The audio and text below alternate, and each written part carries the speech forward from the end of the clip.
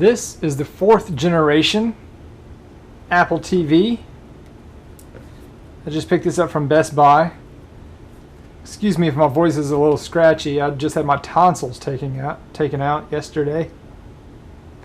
As you can see, it's the 32 gigabyte version. Let's get into it.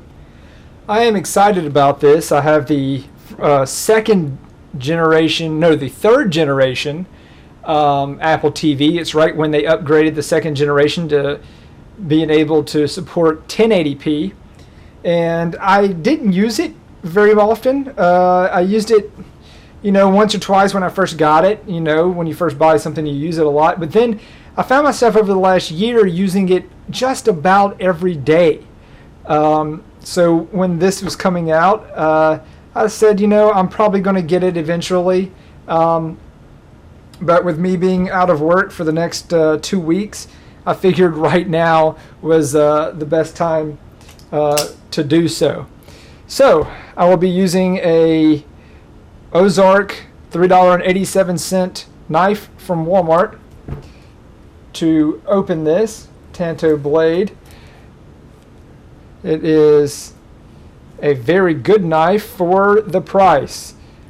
Now I'm not sure how the other ones work out, the ones with the wooden handles and stuff, but so let's go ahead and get into this.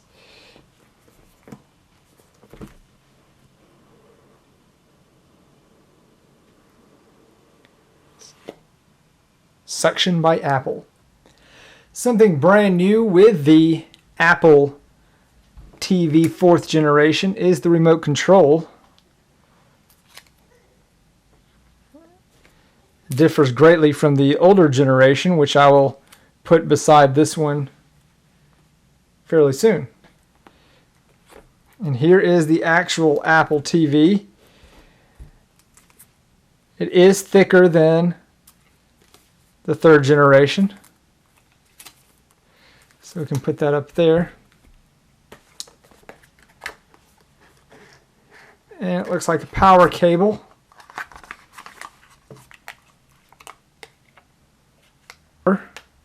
The remote. Getting started guide. Has some basics about Siri and what you can do with it and the remote, and some Apple stickers as always, and regulatory information. And here we have a lightning cable, which is going to be for the remote. So here is a quick comparison of the old Apple TV. This is, like I said, the 3rd generation, which came out in September, I believe, of 2012. This is when they upgraded to 1080p. And as you can see, the box is a lot smaller. The price was actually cheaper as well. This didn't come in a certain gigabytes. This is before they put an app store on the operating system for it. I spent $99 at the Best Buy that I just purchased this one at, the new Apple TV, which I spent $149.99, which is about $167 or $160 with tax, something like that. So the boxes are pretty much different sizes and everything, a lot bigger with the new one. Let's take a look at the remotes really quick. Compared to the old one is almost identical in length, and the older one's tapered at the edges, but it comes out to be about the same. As far as width is concerned, you can tell that the older remote is a lot thinner than the newer one. Here's on the bottom. And of course, this one had a battery, battery for power, and this one has the lightning port for a lightning cable. Now let's put those to the side and take a look at these two.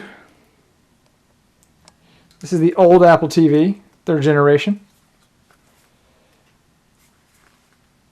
On the back here, it looks like we have an optical audio out, which I have never used.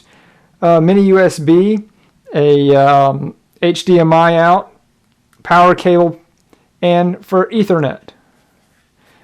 Now obviously this does do Wi-Fi, but I decided to hook it up through the Ethernet cable, go ahead and get it hardwired in, and seems to work a lot better that way.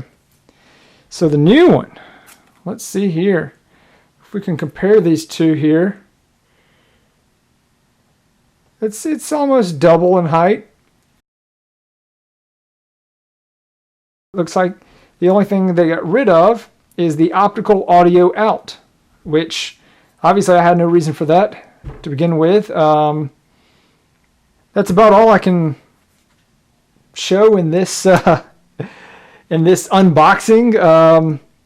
There are many other videos. Detroitborg is one of my favorite reviewers and unboxers. He does a pretty thorough explanation of the new Apple TV and goes through the menus, what all it can do, and explains Siri. So check him out for further information on this. I'm obviously new at doing unboxings, which I don't plan on doing all the time, but who knows? It's just exciting to get a new product, open it up, and see what's inside, and I don't know. I decided to video it with my new camera.